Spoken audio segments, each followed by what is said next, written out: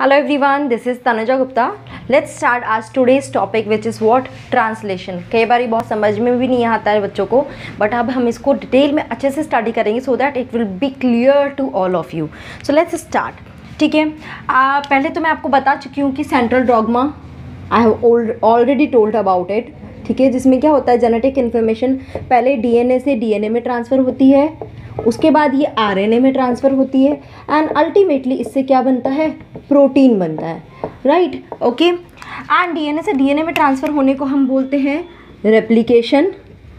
Okay, then second one is transcription. We already have done these two topic in detail. Okay, please watch those video, it will be clear to all of you. And the last step is what? Translation. Okay, so translation is what? The conversion of RNA into protein is called the translation. Clear? ठीक है, तो यहाँ पे क्या होता है, RNA का information protein में कन्वर्ट होता है, पर किस फॉर्म में कन्वर्ट होता है, यहाँ पे तो ये सारे क्या होते हैं, they all are nitrogenous bases. Okay, कौन कौन से, A, U, G and C. But यहाँ पे प्रोटीन क्या होते हैं, दे ऑल आर पॉलीपेप्टाइड. ये सब मैं पहले बता चुकी हूँ, I am taking a little bit revision of it. तो यहाँ पे क्या होते हैं, बहुत सारे अमाइनो एसिड के चेन जो है आपस में जुड़कर क्या बनाती है, पॉलीपेप्टाइड चेन बनाती है, जिसको ही हम प्रोटीन कहते हैं. जो ही हमारी बॉडी की अल्टीमेटली जो भी फंक्शन होता है वो प्रोटीन ही परफॉर्म करता है. कोई भी कैरेक्टरिस्टिक्स, कोई भी trait, everything is done by this protein product. Clear? ठीक है, तो ट्रांसलेशन में सबसे पहले स्टार्ट करने से पहले क्या चाहिए हमें, ट्रांसलेशन में क्या क्या इंस्ट्रूमेंट, जैसे हम कहेंगे कि किसी भी प्रोसेस में क्या क्या चीज़ों की रिक्वायरमेंट है, या कोई कुकिंग कर रहे हैं, कोई डिश बना रहे हैं, तो उसमें हमें क्या क्या चीज़ों की ज़रूरत है. तो ऐसे ही हमें यहाँ पे क्या क्या चीज़ें चाहिए, उसको हम बोलते हैं ट्रांसलेशन मशीनरी. क्या बोलते हैं, ट्रांसलेशन मशीनरी. तो इस ट्रांसलेशन मशीनरी में सबसे पहले जो रिक्वायर्ड होती है चीज़, that is what, ribosomes. Okay, अब क्या होता है, राइबोसोम्स ये ट्रांसक्रिप्शन में सिंथेसाइज होता है. राइबोसोम है जो 2 यूनिट का बना होता है, इट इज़ 2 सब यूनिट. नाउ डिपेंड्स कि ये किस में प्रेजेंट है. अगर ये प्रोकैरियोट्स की बात कर रहे हैं तो इसमें कौन कौन सी यूनिट्स होती हैं, 1 large unit and 1 small unit. Okay, तो ये कितनी होती है, this is 50s and this is at 30s and combinedly it make the 70s unit. ठीक, S is what, Svedberg unit. तो यहाँ पे प्रोकैरियोट के लिए तो ये 2 सब यूनिट होती है, जबकि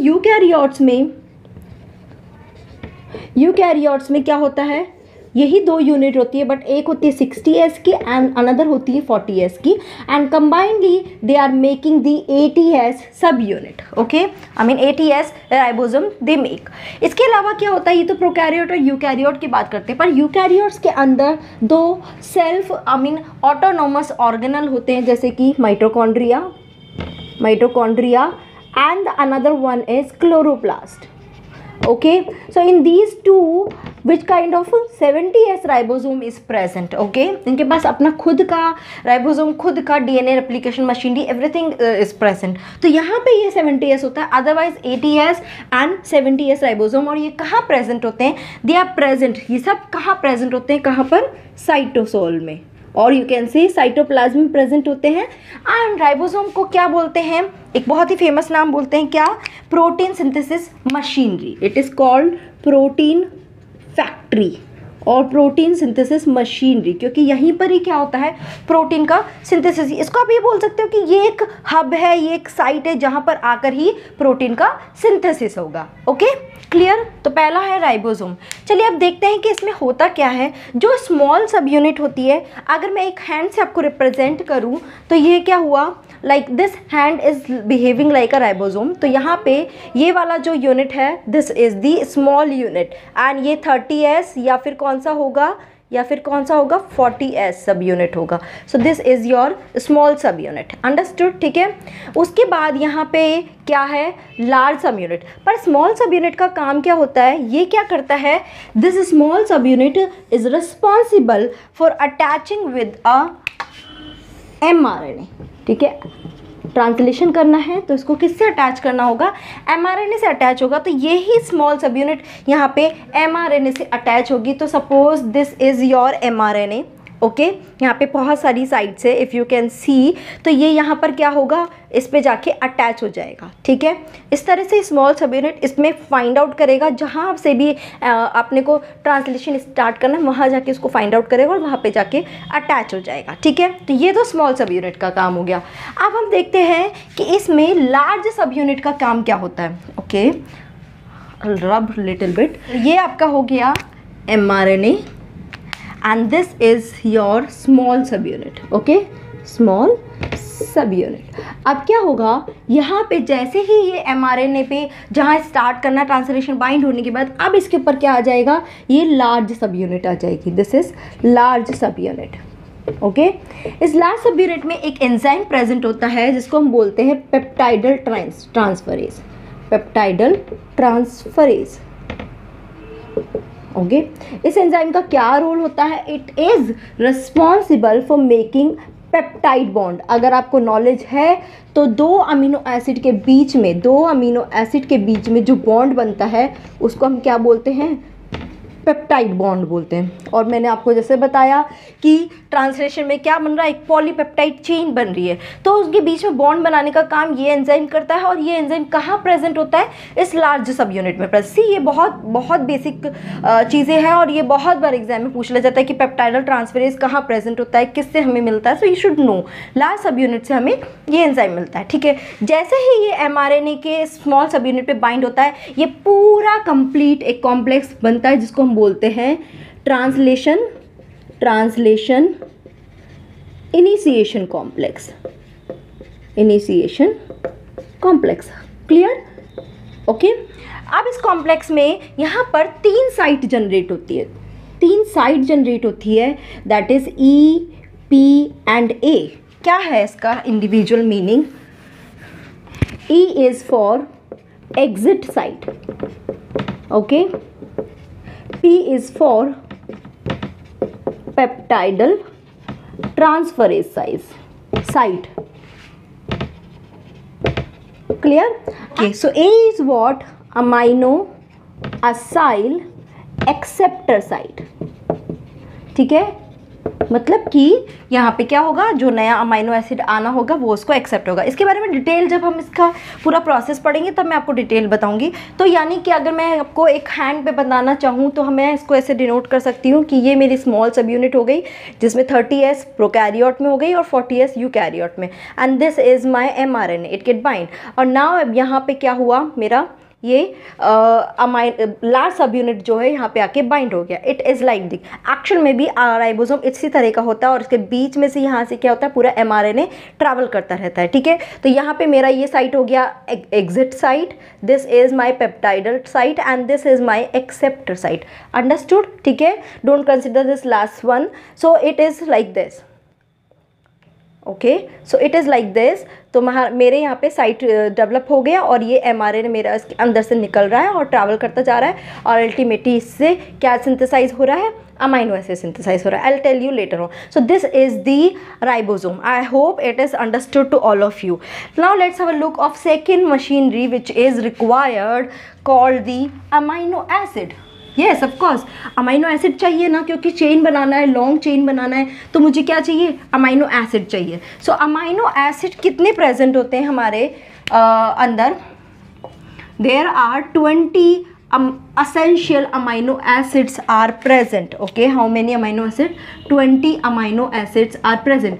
और ये आते कैसे हैं, they get bind with transfer RNA और उसके थ्रू आते हैं। मतलब ट्रांसफर RNA यहाँ पे क्या कर रहा है, एक ड्राइवर का काम कर रहा है। उसका काम क्या है कि उस अमाइनो एसिड को कैप्चर करना और एक पर्टिकुलर जिस जगह पे उसको जाना है, जो भी उसका मतलब पर्टिकुलर जगह है वहाँ पे उसको जाकर छोड़ना। सिर्फ इतना सा काम करता है ट्रांसफर RNA, ठीक है।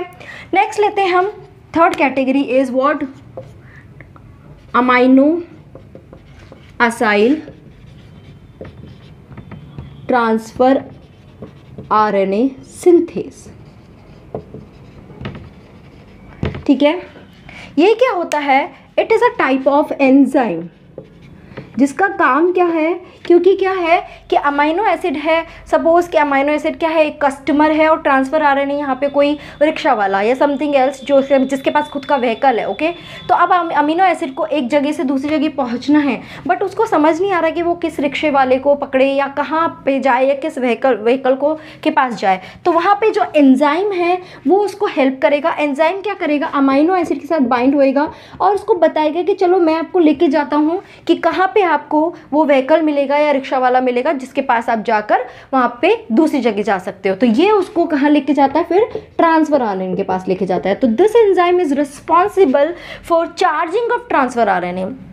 चार्जिंग कैसे, जैसे कि अगर रिक्शा वाले के पास कोई कस्टमर पहुंचा तो उसको क्या दूसरी जगह पे पहुंचना है, पर कस्टमर रिक्शा वाला क्या है, इट्स मतलब वो बहुत ही आराम के मूड में। अब उसको क्या करना है, अगर उसको बोलना है कि भाई मुझे एक जगह से दूसरी जगह पहुंचाओ, तो क्या है, उसको हमें चार्ज देना पड़ेगा। अगर हम उसको चार्ज देंगे तो वो क्या करेगा, ही बिकम एक्टिवेटेड कि ओके ठीक है, I am getting money for this one, so he will go to another place. तो यहाँ पे भी ये एंजाइम क्या करता है, ये इन दोनों को एनर्जी प्रोवाइड करता है। ट्रांसफर RNA इन दोनों को एनर्जी प्रोवाइड करता है, चार्ज करता है इन दोनों को, सो दैट कि ये दोनों आपस में बाइंड हो और अल्टीमेटली ट्रांसफर RNA के पास क्या होता है, अमीनो एसिड आके बैठ जाता है। इसके व्हीकल में अमीनो एसिड आके बैठ जाता है और ये चार्ज हो जाते हैं और अब ये ट्रांसफर RNA रेडी है उसको दूसरी जगह ले जाने के लिए। आई होप ये आपको समझ में आ रहा है। In this way you are getting this one, okay fine. Now next category is what, transfer RNA, ठीक है। अब ट्रांसफर RNA क्या होता है, अगर आपने ट्रांसफर RNA का स्ट्रक्चर देखा है, इट इज़ लाइक दिस, ठीक है। मैं अभी स्ट्रक्चर आपको नहीं बता रही हूँ, we will take it in separate video. तो यहाँ पे सिर्फ यहाँ देखो, यहाँ पे CAA ब्रांच होती है और यहाँ पे OH होता है, ये 3 प्राइम एंड होता है, यानी 5 प्राइम एंड होता है। This and is called the acceptor arm. Acceptor arm, यहाँ पे क्या होता है, अमीनो एसिड बाइंड होगा, जो भी रिस्पेक्टिव अमीनो एसिड होगा, और यहाँ पे अलग अलग कोडोन होते हैं, मतलब अलग अलग नाइट्रोजनस बेस होते हैं। यहाँ पे 3 कोडोन का ही होता है, इसको क्या बोलते हैं, एंटी कोडोन।